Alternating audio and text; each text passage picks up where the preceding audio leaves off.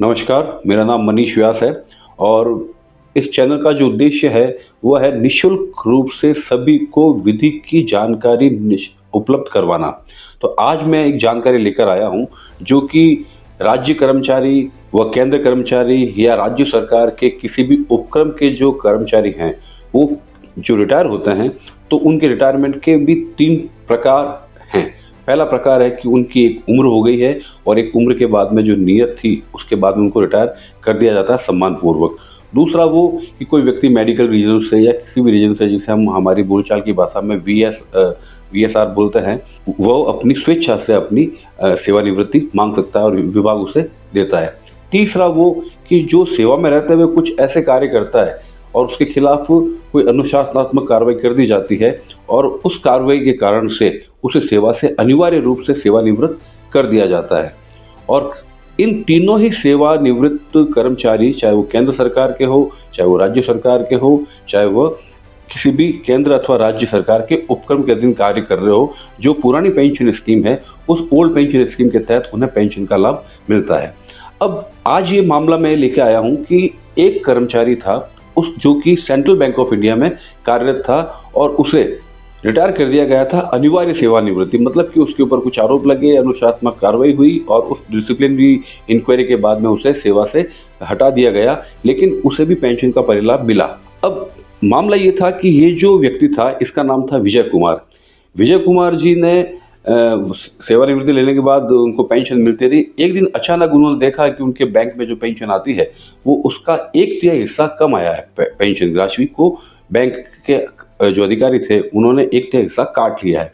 तब वो माननीय सर्वोच्च न्यायालय के पास मामला पहुंचा, तो माननीय सर्वोच्च न्यायालय ने ये कहा कि जिस प्रकार संपत्ति का अधिकार है, उसी प्रकार से भारत के संविधान के अनुच्छेद 300A के तहत पेंशन के जो परिलाभ प्राप्त करने के अधिकार हैं, उनको भी 300A के श्रेणी में लेते हुए आदेश पारित किया।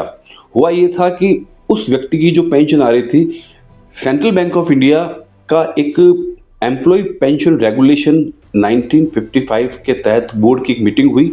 बोर्ड की मीटिंग ने बिना उसे सुनवाई का अवसर दिए हुए उसकी पेंशन में से 1/3 हिस्सा जो है काट लिया।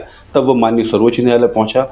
हालांकि ये विजय कुमार को अकेले को इसका परिलाभ मिला, परंतु इस निर्णय के आने के बाद में पूरे देश में जो भारतीय नागरिक हैं, चाहे वो किसी भी विभाग से सेवानिवृत्त हुए और उन्हें पेंशन, ओल्ड पेंशन का जो लाभ मिल रहा है, उनके लिए भी ये जजमेंट काफ़ी काम का रहेगा। मैं इसे बहुत ही साधारण भाषा में आपके सामने प्रस्तुत करने का प्रयास कर रहा हूँ, क्योंकि हर अधिकारी जो है लीगल लैंग्वेज को समझ सकता है, परंतु कुछ ऐसे कर्मचारी भी होते हैं जो उनको लीगल वर्ड्स की जानकारी नहीं होती, इसलिए मैं साधारण भाषा में बोलने का प्रयास कर रहा हूँ। तो विजय कुमार नाम के व्यक्ति की पेंशन की जब 1/3 हिस्सा काट लिया गया, तो वो माननीय सर्वोच्च न्यायालय में मामला पहुंचा। तो माननीय सर्वोच्च न्यायालय ने कहा कि प्राकृतिक न्याय के सिद्धांत जिसे कहते हैं, उसकी पालना किए बिना, अब प्राकृतिक न्याय के सिद्धांत का मतलब हुआ कि किसी भी व्यक्ति को सुनवाई का अवसर दिए बिना, उसे कोई कारण बताए बिना आपने उसका पेंशन का राशि काट ली है, तो ये बिल्कुल अनलॉफुल है,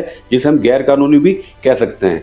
तो जिस प्रकार संपत्ति का अधिकार है, वैसे ही पेंशन प्राप्त करने वाले पेंशन धारकों को मिलने वाले परिलाभ को आर्टिकल 301 भारतीय संविधान के अनुच्छेद 301 की श्रेणी में लेते हुए ये महत्वपूर्ण जो पारित किया है।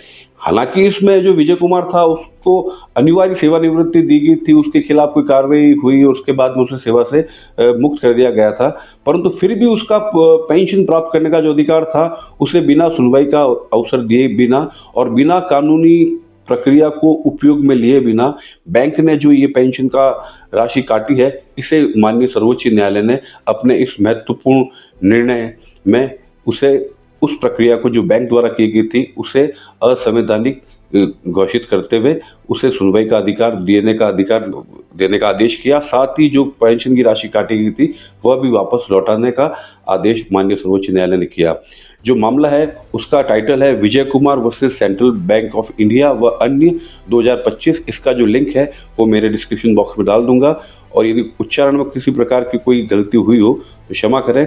आप लोगों का बहुत बहुत धन्यवाद। आप लोगों के सहयोग से ये जो चैनल है, उसमें अब सब्सक्राइबर की संख्या जो है वो 1000 से भी पार हो गई है, और आप अपने सुझाव व कमेंट जो हैं वो मेरे चैनल पे दे सकें कि आपको किस प्रकार के चाहिए। और जो विधि के छात्र हैं, जो लॉ के स्टूडेंट हैं, उनके लिए भी ये जजमेंट काम का है, क्योंकि प्राकृतिक न्याय के सिद्धांत की बहुत ही अच्छी व्याख्या इस जजमेंट में की गई है, जो आपके जुडिशरी एग्ज़ाम में या आपके आने वाली वकालत में काम आएगी। आपका फिर एक बार धन्यवाद। आप इसे सब्सक्राइब कीजिएगा, और अगर आपको अच्छा लगे तो लाइक का बटन दबाइएगा, और जो भी कर्मचारी आपके मिलने वाले हैं उनको ये पहुँचाइए, ताकि उनको ये ध्यान में रहे कि उनके पेंशन परिलाभ को यदि विभाग द्वारा काटा जाता है तो उनके पास में भारत के संविधान के तहत, वो भारत की जो न्यायपालिका के तहत उनको जो मिलने वाले अधिकार है, न्याय प्राप्ति के अधिकार है, उनको सरलतम रूप से मिल सके।